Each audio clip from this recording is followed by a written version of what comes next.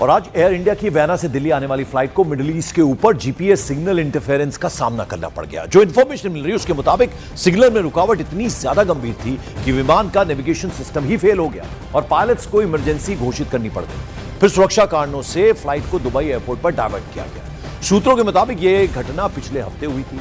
इस इंटरफेरेंस की वजह से फ्लाइट का ऑटोमेटिक सिस्टम सही से काम नहीं कर रहा था। एयरलाइंस और डीजीसीए ने इस पूरे मामले की अब जांच शुरू कर दी है और जो एक्सपर्ट्स हैं उनके मुताबिक जीपीएस सिग्नल में रुकावट होना एविएशन सेफ्टी के लिए गंभीर खतरा है और यह घटना इस बात की ओर इशारा करती है कि साइबर और सिग्नल सिक्योरिटी को लेकर निगरानी और ज्यादा मजबूत करनी होगी।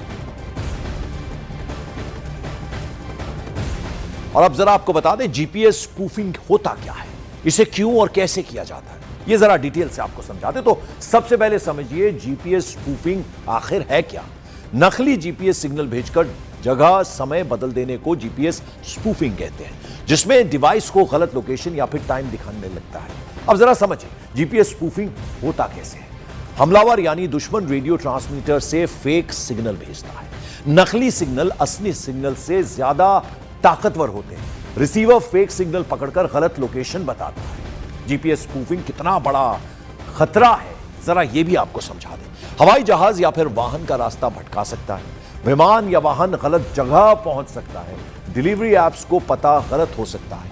इसके अलावा बैंक, नेटवर्क या पावर सिस्टम के टाइम में गड़बड़ी आ सकती है। सैन्य और इलेक्ट्रॉनिक सिस्टम गलत मैसेजेस, गलत संदेश देने लगते हैं। अब जरा समझिए जीपीएस स्पूफिंग से आपको कैसे बचना है।